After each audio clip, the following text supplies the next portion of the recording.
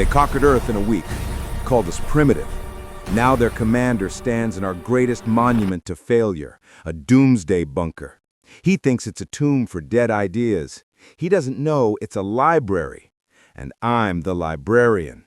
Today, on the anniversary of our surrender, he's going to learn the fatal flaw of his empire. They have no imagination. The deep, resonant gong of the reckoning shuddered through the reinforced concrete of the Rocky Mountain Deep Archive. I didn't flinch. After 10 years, you get used to the sound of your own species' subjugation. My mop handle clattered against the janitor's bucket, the only percussion in my personal symphony of resentment. The Cathar commander, Gorlak, stood at the vast entrance of the archive, his massive, chitinous form silhouetted against the stark mountain light. His translator box emitted a series of clicks and grunts that resolved into guttural English. "Vance, the damp in this place irritates my respiratory ducts. You are failing in your duties."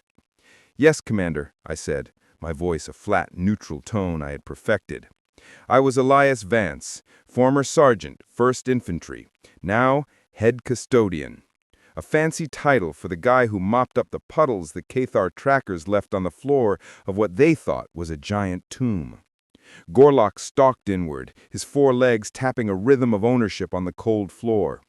"This bunker remains the most illogical human construct I have encountered. You stockpile genetic material for plants that are now extinct under our fields.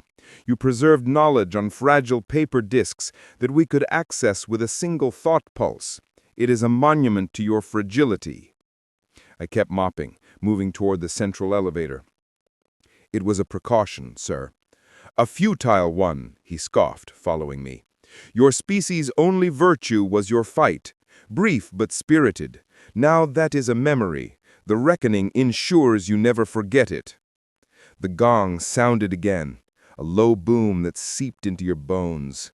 I did forget sometimes, but then I'd look at the sealed door of Sector 7 and I'd remember everything. The elevator descended with a hum. Gorlak insisted on this tour every reckoning day. It was his ritual, a way to rub my nose in the dust of our dead civilization. "This level," he gestured as the doors opened, "agricultural data. Obsolete."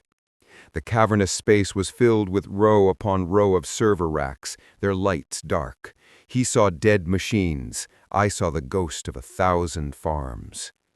"We believed in preserving our options," I said, guiding him past the rows. "Options are a sign of an indecisive mind," Gorlak stated, a core tenet of Cathar philosophy. "We commit, we evolve, we conquer. There is no option but victory." We moved into the next chamber, the historical media vault. Millions of reels of film, digital tapes, and drive cores were stored in climate-controlled cases. "And this, your primitive light shows." He knocked a claw against a case containing a digital copy of the Apollo 11 moon landing. "You spent resources celebrating a single small step. We consume resources to take galactic leaps." "That small step inspired generations," I replied, a flicker of heat in my voice I instantly regretted. Gorlak's head swiveled toward me, his multifaceted eyes glinting. "Inspired them to what?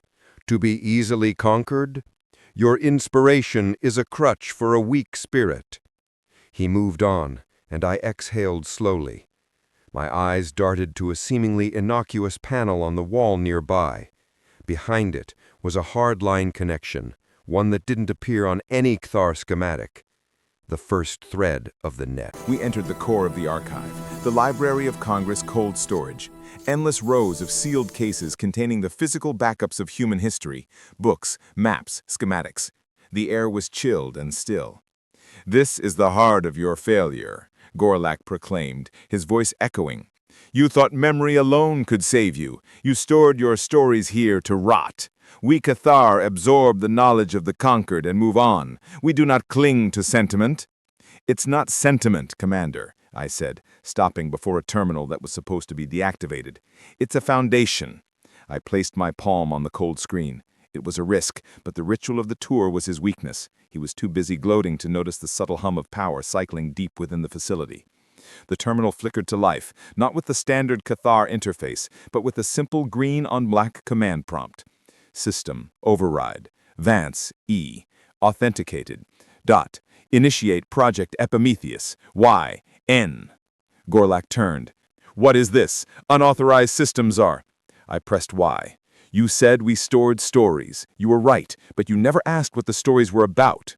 Deep beneath us, a generator that hadn't spun in a decade whirred to life. The lights flickered, then brightened. A low, visceral thrum of power vibrated through the floor. You see, Commander, you studied our weapons, but you never studied our myths. Alarms blared, red light washing the sterile white corridors in a bloody hue. Gorlak shrieked, a sound of pure fury, and slammed a comms unit on his carapace. Command! The human archive is active. Jamming field. I am cut off. Send reinforcements.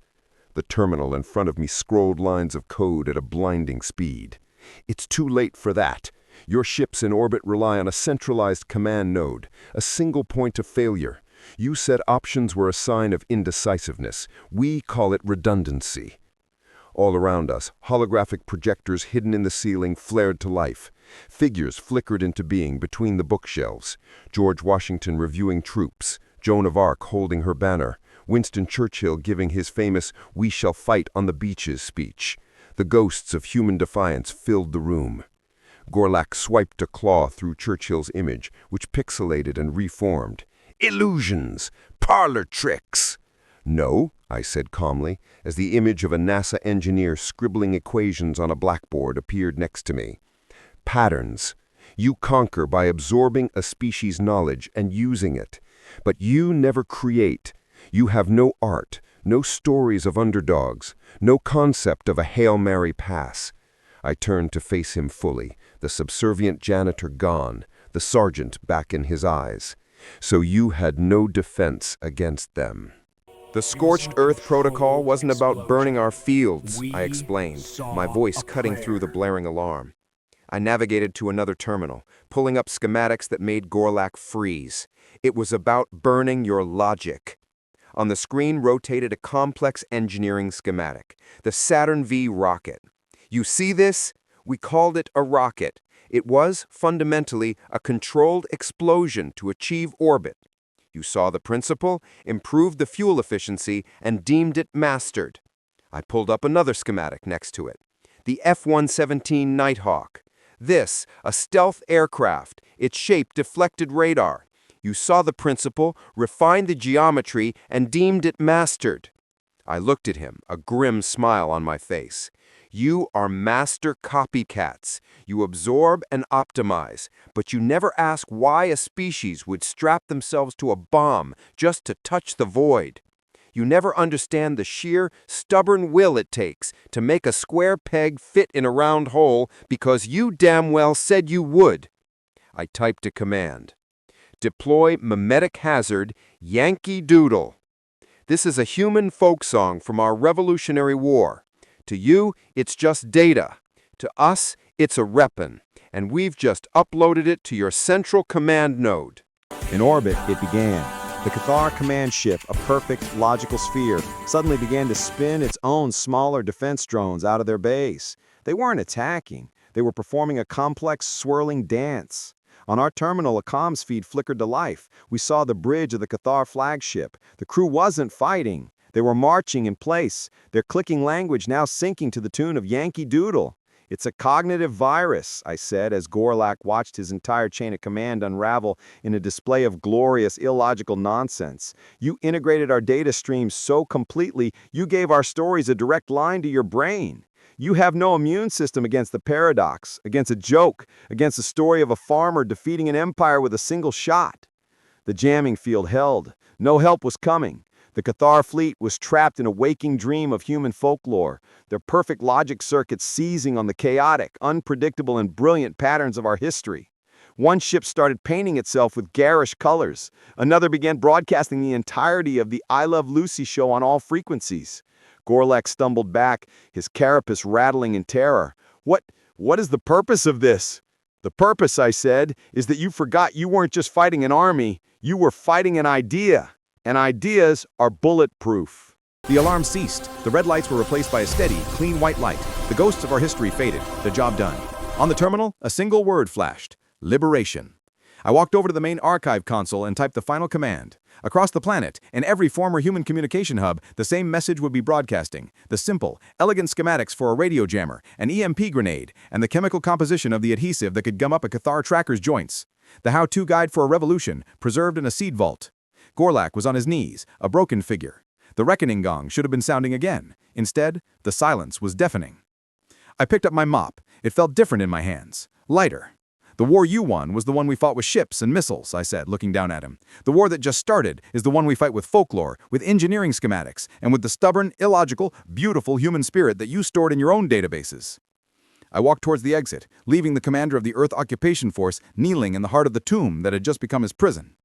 And Commander, I said, pausing at the door, this isn't a reckoning, it's a renaissance. Outside, for a first time in 10 years, I heard a new sound. Not a gong, but the first distant crack of thunder.